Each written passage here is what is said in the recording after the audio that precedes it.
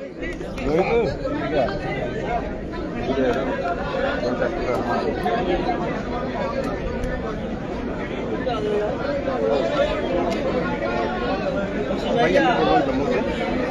Kashmir train दिया है उमरुल्लाह की फीस है ये नेशनल कॉन्फ्रेंस के एडिशनल जनरल सेक्रेटरी जनाब अजय सदोत्रा साहब, हाँ लाइव में रिकॉर्ड, सेंट्रल सेक्रेटरी जनाब सुरेंद्र चौधरी साहब, सूबाई सदर जनाब रतनलाल गुप्ता साहब, हमारे यहाँ 3 जोन के सदर गनी मलिक साहब, सजाद किचलू साहब, बाबू रामपाल साहब, यूथ के सूबाई सदर, विमेंस विंग के यहाँ आए हुए तमाम लीडरान, नेशनल कॉन्फ्रेंस स्टूडेंट्स यूनियन के यहाँ लीडर हजरात, तमाम यहाँ पे उपस्थित नेशनल कॉन्फ्रेंस के अहदेदारान, वर्कर, भाइयों बहनों, आप सबको मेरे तरफ से आदाब। सबसे पहले तो नेशनल कॉन्फ्रेंस के सदर जनाब फारूक अब्दुल्ला साहब की तरफ से, अपने तरफ से, हमारे तंजीम के जनरल सेक्रेटरी जनाब सागर साहब की तरफ से, मैं आज जो हमारे 2 सीनियर साथी अपना नए कमांड संभालने जा रहे हैं, जनाब सदोत्रा साहब और सुरेंद्र चौधरी साहब को दिल की गहराइयों से मुबारकबाद पेश करना चाहता हूं।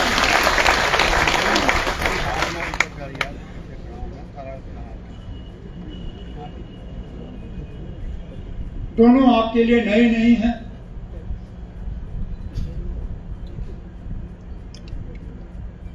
बीच में बेशक कुछ गलतफहमियों की वजह से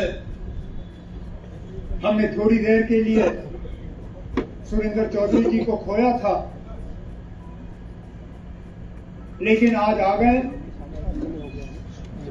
दोबारा जाने नहीं देंगे। ग्राउंड से जुड़े हुए आदमी हैं,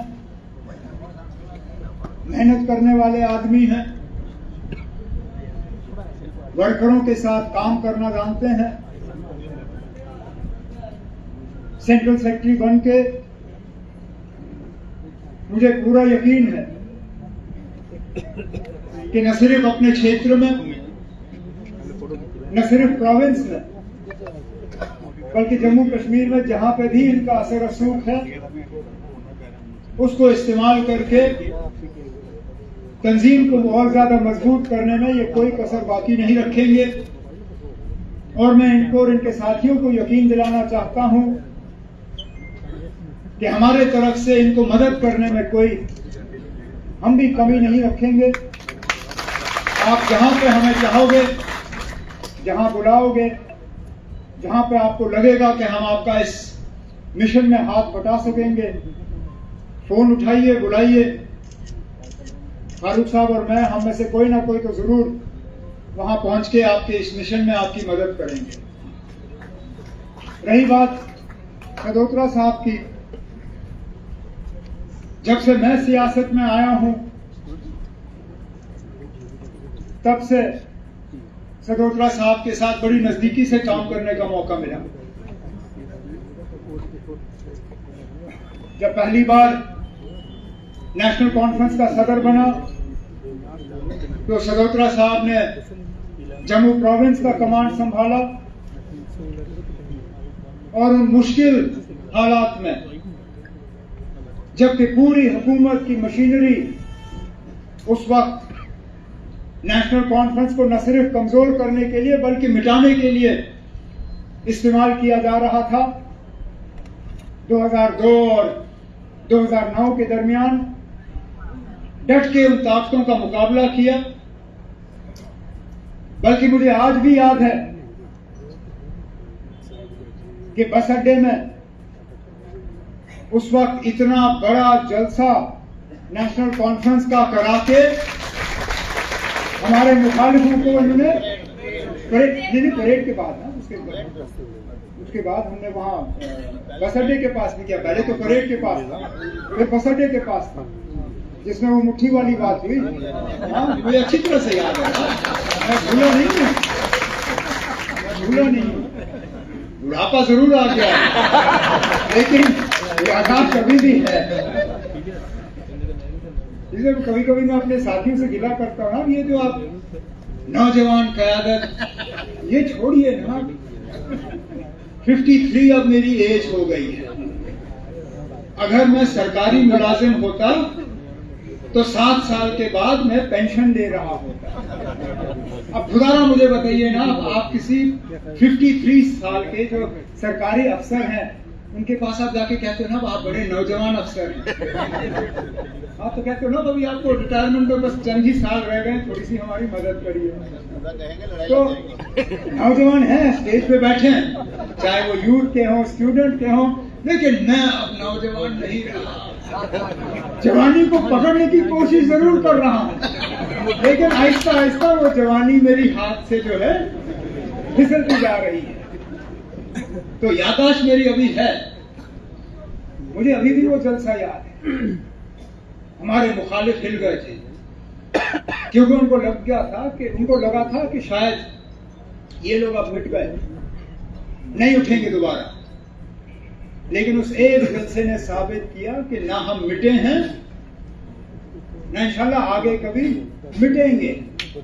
ये लोग कितनी भी साजिशें हमारे खिलाफ होते हैं। फिर हुकूमत आई, सगोत्रा साहब MLC बने।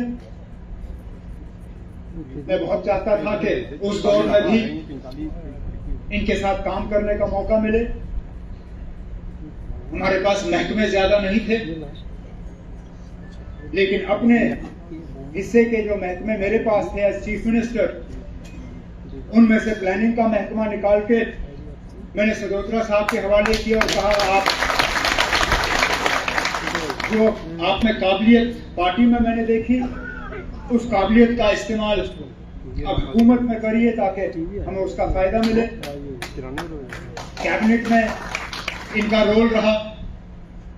डेली वेजरों में हमने जो सब कमेटी बनाई डेली वेजरों को रेगुलाइज करने के लिए, ये लोग जो आज बात करते हैं उसके लिए हमने बुनियाद जो है अपनी हुकूमत में डाला था। 2013-14 में कोई 60-70 हजार डेली वेजर हमने आइडेंटिफाई किए थे। उनको रेगुलराइज करने का एक प्रोग्राम हमने कैबिनेट सब कमेटी में तैयार करवाया, जिसमें एक बहुत अहम रोल जनाब सगोत्रा साहब का था।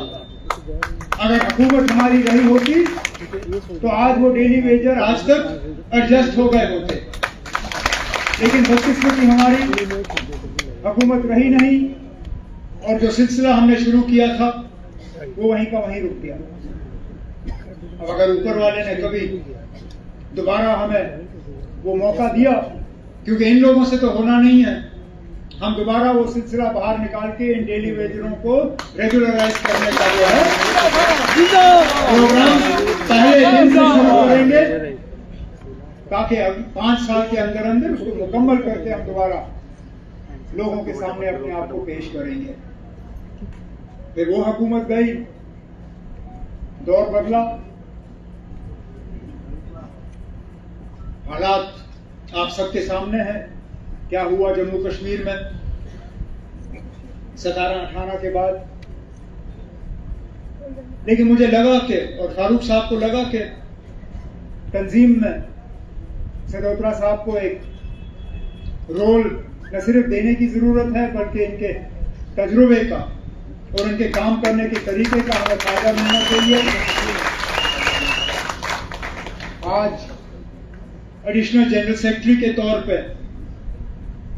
अपनी नई जिम्मेदारी जो है वो शुरू करने जा रहे हैं। मुझे पूरा यकीन है कि जम्मू कश्मीर नेशनल कॉन्फ्रेंस और जम्मू कश्मीर को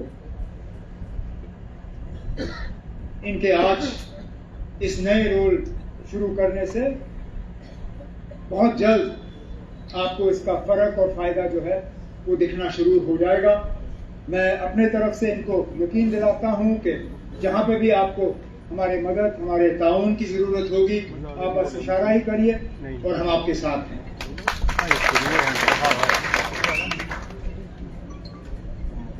बड़े अजीब दौर से हम गुजर रहे हैं। समझ नहीं आता कि किसकी बात पे यकीन किया जाए, किसकी बात पे भरोसा किया जाए, किस चीज को हम सच माने, किस चीज को झूठ। सुप्रीम कोर्ट में एक बात कहा जाता है, सुप्रीम कोर्ट के बाहर दूसरी बात। अब पिछले ही दिनों अलग अलग बयान जिनको समझना मुश्किल लेकिन उन पर रोशनी डालना जरूरी। 5 अगस्त 2019 जब 370 हटाने का काम हुआ तो क्या कह के किया कि जम्मू कश्मीर को अभी पूरी तरह से मुल्क के साथ जोड़ा नहीं गया था। 370 हटाने के बाद अब हमने जम्मू कश्मीर को पूरी तरह से मुल्क के साथ जोड़ दिया है। कहा या नहीं कहा? कहा। पिछले दिनों जब सुप्रीम कोर्ट में केस चला 370 को लेके, गवर्नमेंट के जो सबसे बड़े वकील हैं उन्होंने सुप्रीम कोर्ट के चीफ जस्टिस और 4 और जो जज हजरात हैं उनको क्या कहा? कहा कि 370 हटाना हमारे लिए बहुत जरूरी था क्योंकि जम्मू कश्मीर के लोग अपने आप को बाकी मुल्क से अलग समझते थे।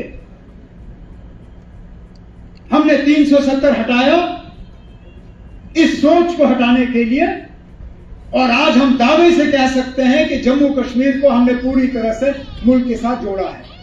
ठीक है, आपने कहा हम कौन होते हैं एतराज करने वाले, लेकिन उसके ठीक कुछ दिन बाद हम देखते हैं कि हमारे माननीय लेफ्टिनेंट गवर्नर साहब यूपी में तकरीर करते हैं और तकरीर में कहते हैं कि मैं तब तक जम्मू कश्मीर में हूं जब तक कि मैं जम्मू कश्मीर को पूरी तरह से मुल्क के साथ जोड़ता नहीं हूं।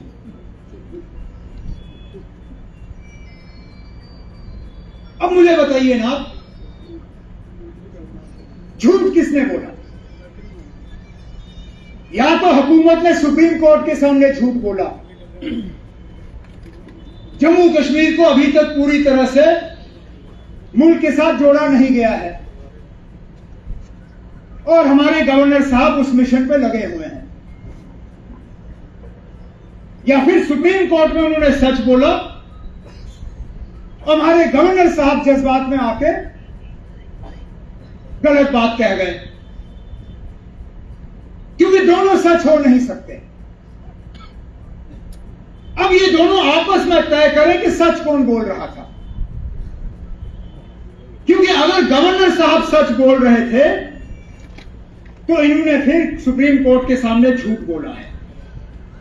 उसको कंटेम्प्ट ऑफ कोर्ट कहते हैं। कंटेम्प्ट ऑफ कोर्ट की सजा जेल है। या फिर गवर्नर साहब ने गलत कहा तो फिर वो तस्लीम करें ना आपके जज्बात में आके मैंने गलत किया कहा, लेकिन एक आदत सी हो गई है हमारे गवर्नर साहब को अजीब अजीब बात करने की। अब जो यूपी में कहा सो कहा,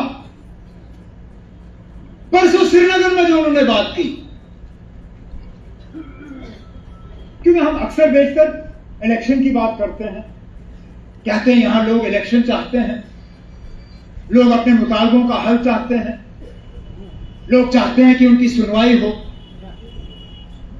लेकिन अजीब बात, हमारे लेफ्टिनेंट गवर्नर साहब ने उस फंक्शन में किया, कहा कि यहां सर्वे हुआ है और सर्वे के मुताबिक जम्मू कश्मीर की 80% आबादी जो है वो इलेक्शन नहीं चाहती। 80% आबादी इलेक्शन नहीं चाहती। नहीं छोड़िए ना, फेर किसका, शायद वो सच हो सकता है, लेकिन वो 80% आबादी है कहां? क्योंकि कश्मीर में तो 80 छोड़िए, 8 छोड़िए, 0.8% आबादी भी आप नहीं दिखा सकोगे जो इलेक्शन नहीं चाहेगी। अब आते हम जम्मू पे हैं, मैंने सोचा शायद यहां सोच अलग होगी, लेकिन यहां की नाराजगी वहां की नाराजगी से ज्यादा। हर इशू पे लोग सड़क पे आए। टोल प्लाजा, किसी ने उनको उकसाया नहीं, किसी ने उनको पीछे से धक्का नहीं दिया। कोई सियासी पार्टी ये नहीं कह सकती है कि टोल प्लाजा पे हमने किया। लोग खुद निकल आए, हम तो उसमें फिर घुल मिल गए। लेकिन हम में से कोई भी सियासी पार्टी ये नहीं कह सकती है कि टोल प्लाजा पे हमने एहतजाज शुरू किया। लोग नाराज हुए, बाहर आए, आज भी नाराज हैं। स्मार्ट मीटर, हम बीच बीच में बयान देते हैं, लेकिन बाहर आके एहतजाज लोगों का खुद का फैसला था। और सही पूछा मेरे साथियों ने, सुरेंद्र जी ने और अजय सिरोत्रा साहब ने, पहले तो आप डिजिटल मीटर लगा रहे थे,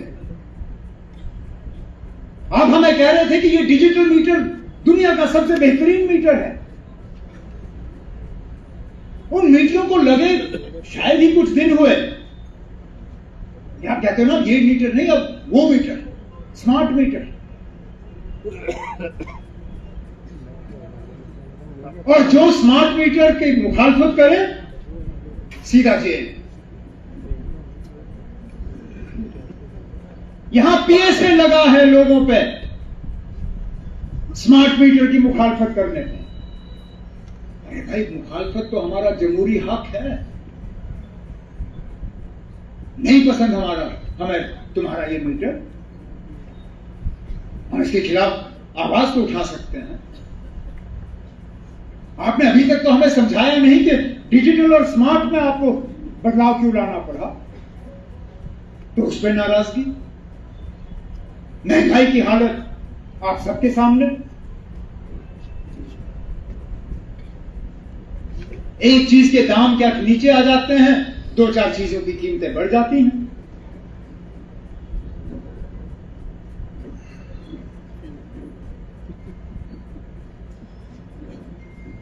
आज तमाम नौजवान बेरोजगारी को लेकर नाराज हैं।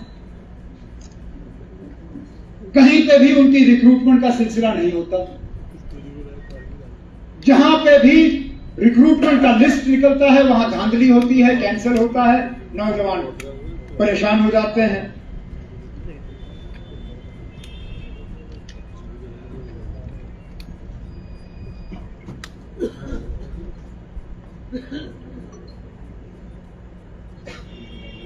प्रॉपर्टी टैक्स को लेके लोग नाराज। आज हमारे किसान मायूस। उनको कहा गया था कि डबल इंजन गवर्नमेंट में आपकी कमाई डबल होगी। यह मैं दावे से कह सकता हूं कि कमाई उनकी 50% हुई होगी, लेकिन जो चीजें वो इस्तेमाल करते हैं उनकी कीमतें डबल। कमाई डबल नहीं हुई, उनके खर्चे डबल हुए।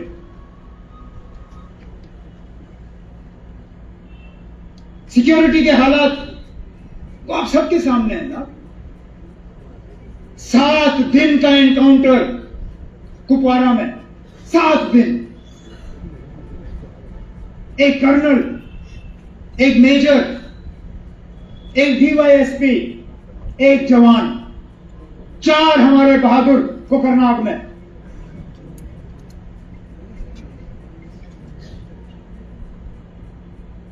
और ये हमें G20 और मिस वर्ल्ड और पता नहीं क्या दिखाते हैं,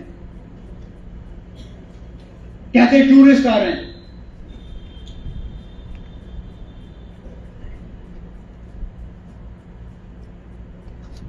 जिन इलाकों को मिल्टन सी से बिल्कुल साफ किया गया था,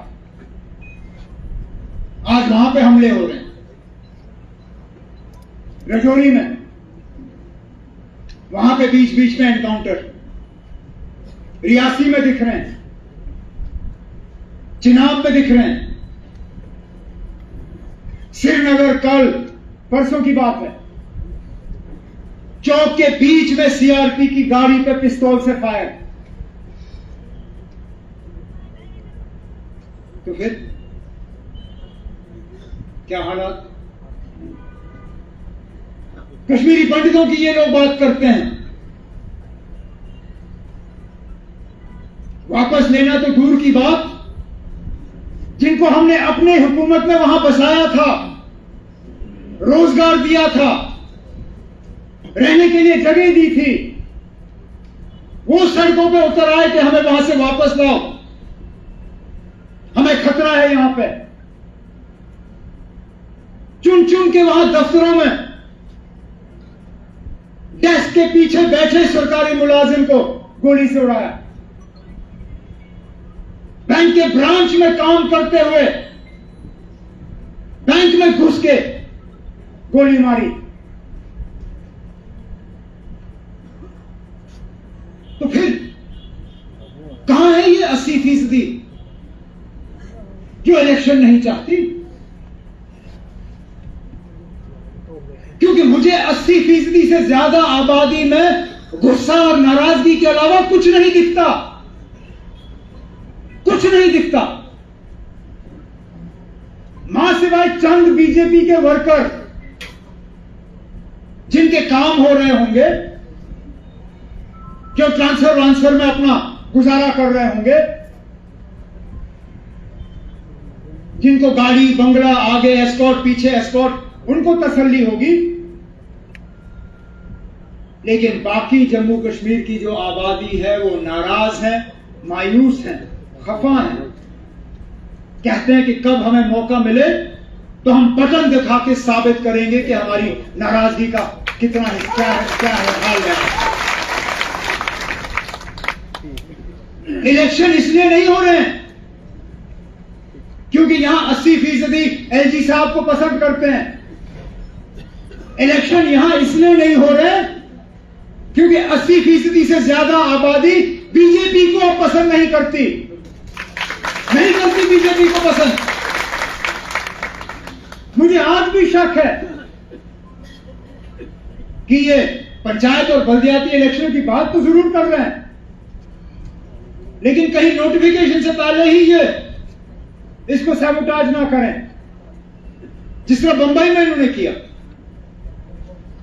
क्योंकि जानती है ये बंबई की हुकूमत कि म्युनिसिपैलिटी में उद्धव ठाकरे साहब वहां अपना सिक्का जमा लेंगे। 6-8 महीने से वहां इलेक्शन नहीं हुए। अरे बंबई यूनिवर्सिटी के इलेक्शन नहीं हुए तो कौन सी बड़ी बात है अगर यहां नहीं कराएंगे। हमें अपनी जगह तैयार रहना है, हमें अपना काम करना है, लेकिन मुझे इन लोगों की नीयत पर शक है, क्योंकि ये लोगों का गुस्सा जो है उसका सामना करना नहीं चाहते।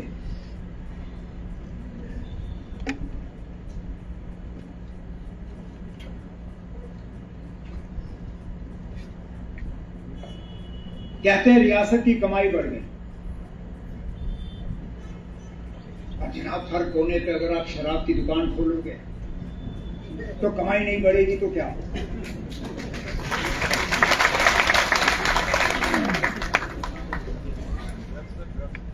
शराब की कमाई छोड़ के मुझे कुछ और दिखाइए ना जहां पे आप कमा रहे हो। शराब के ठेकेदार तो आपने बाहर से लाए, गली गली नुक्कड़ नुक्कड़ पे आपने उनको बेचने की इजाजत दी।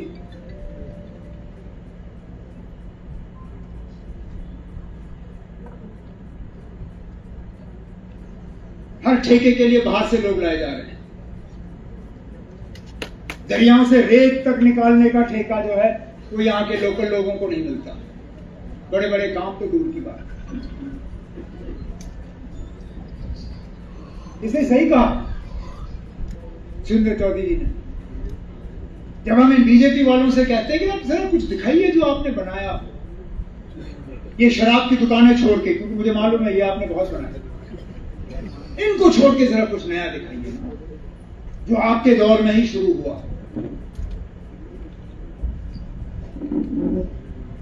जो टनल आप दिखाते हो वो भी इससे पहले, जो आईआईटी, आईआईएम, एम्स वो भी इससे पहले,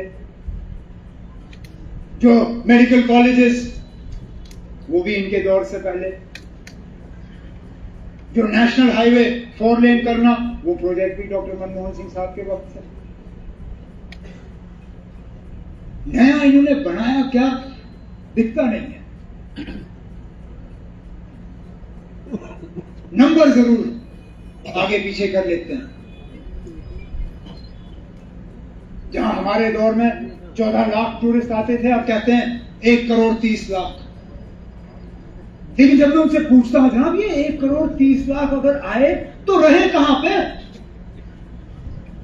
14 लाख से 1 करोड़ 30 लाख तक पहुंचने के लिए कम से कम 10-20 नए होटल तो खुलने चाहिए थे।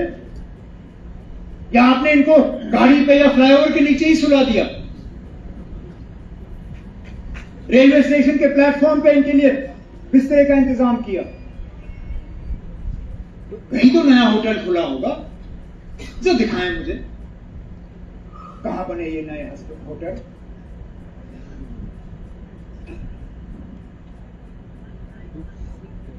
इसलिए मैं कहता हूं एक बड़े अजीब दौर से हम गुजर रहे हैं। सच कौन कह रहा है, झूठ कौन कह रहा है, समझ में नहीं आता। और ये जो 80% लोग एलजी साहब को पसंद करते हैं इसलिए इलेक्शन की जरूरत नहीं है, जरा मुझे बताएं फिर होम मिनिस्टर साहब, प्राइम मिनिस्टर साहब अभी तक क्या कह रहे थे?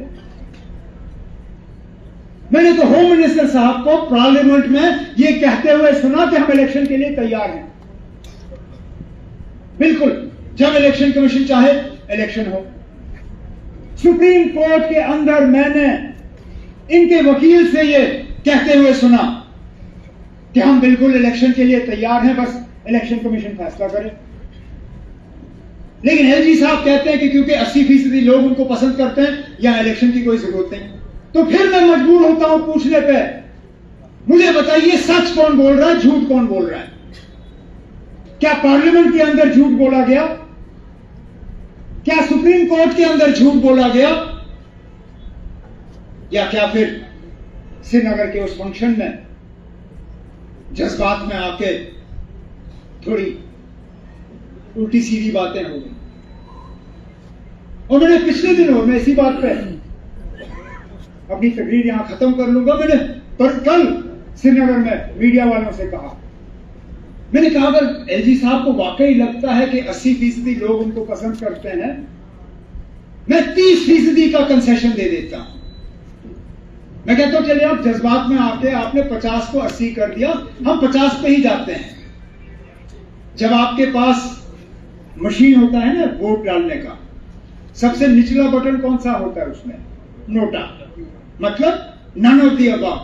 ऊपर जितने भी नाम हैं मैं इनको पसंद नहीं करता हूं इसलिए मैं नोटा दबाऊंगा। अगर 80% लोग इलेक्शन नहीं चाहते, जाएं पोलिंग बूथ में नोटा दबाएं। चलिए 80 छोड़िए, मैं 50 पे ही आ जाता हूं। 30% कंसेशन कराओ इलेक्शन। अगर जम्मू कश्मीर की 50% आबादी ने नोटा दबाया, एक तो मैं सियासत छोड़ दूंगा। दूसरा, मैं एलजी साहब को खुद तख्त पे बिठा के उनके सिर पे ताज डाल के उनकी ताजपोशी करके जाऊंगा। इलेक्शन कराओ, दूध का दूध, पानी का पानी। हमें पता चलेगा क्या हम अपने आप को धोखे में रख रहे हैं या हमारे गवर्नर साहब, जाते जाते उनको मशवरा जरूर दूंगा। मैंने भी 6 साल इस रियासत का कमांड संभाला। मैं जानता हूं जनाब, यहां चापलूसों की कोई कमी नहीं है, कोई कमी नहीं। मैं उनके नाम एलजी साहब को लिख के दे सकता हूं, जो मेरे कमरे में आके मुझे कहते थे जनाब आपसे बेहतर चीफ मिनिस्टर जम्मू कश्मीर क्या हिंदुस्तान ने नहीं देखा है। जो वोट पड़ने से एक दिन पहले मुझे कहते थे जनाब आप हार ही नहीं सकते हो। फिर जब नतीजा आया मुझे पता चला कि मैं कितना हार सकता हूं और कितना जीत सकता हूं। मुझे डर इस बात का है कि जिन चापलूसों ने मेरे इर्द गिर्द मेरे कान में ये थोड़ी बहुत बातें डाली, वही चापलूस आज राजभवन के चक्कर काट रहे और वही एलजी साहब के कान में ये बात डाल रहे हैं कि ना 80% जम्मू कश्मीर के लोग आपको पसंद करते हैं। मैंने उस वक्त गलती की, मुझे जमीन पर उतर के अपने वर्करों से पूछना था कि ना बताओ सही क्या है गलत क्या है। अब मैं एलजी साहब से कहूंगा आपके ज्यादा यहाँ वर्कर नहीं होंगे तो मेरे वर्करों से आके मुलाकात करिए, पूछिए जमीनी हकीकत क्या है। एक चीज का आप लिख के रखिए, मैं उन लोगों में से हूं जो बार बार वही गलती नहीं करते। पिछली की हुई गलतियां दोबारा दोहराई नहीं जाएंगी। जो नेशनल कॉन्फ्रेंस के वर्करों को बीच बीच में हमने गिला और शिकवा करने का मौका दिया था, खासकर जब हमारी हुकूमत थी, मैं आपको यकीन दिलाता हूं कि दोबारा हम वो गिला शिकवा करने का आपको मौका नहीं देंगे। बस आप इस नेशनल कॉन्फ्रेंस के झंडे को मजबूती से थामिए, इसको बुलंद रखिए, लोगों के मुश्किलात, मुतालबे, परेशानियां, इनका हल हम करके लोगों के सामने जो है इनकी झोली में इनका हल डाल के रखेंगे। एक बार फिर अपने दोनों साथियों को आज के मौके पर मुबारक करते हुए अपने बाकी साथियों को आज के प्रोग्राम में आने पर शुक्रिया करता हूँ, इस उम्मीद के साथ कि दोबारा जल्दी इसी तरह मुलाकात का मौका हासिल होगा। बहुत बहुत शुक्रिया। जय हिंद, जय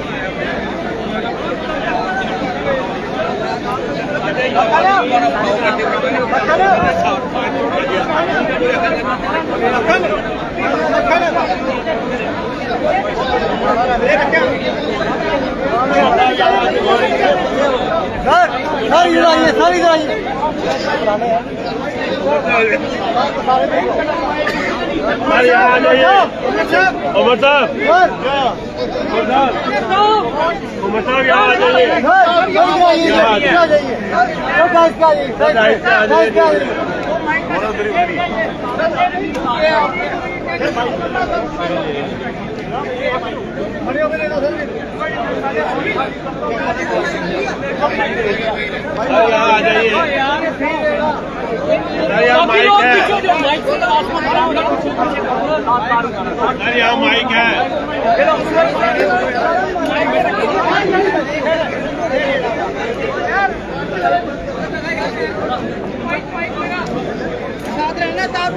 सर माइक पे आ जाइए।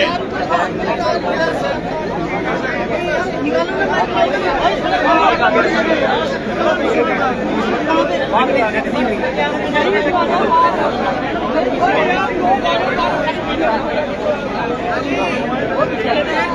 है।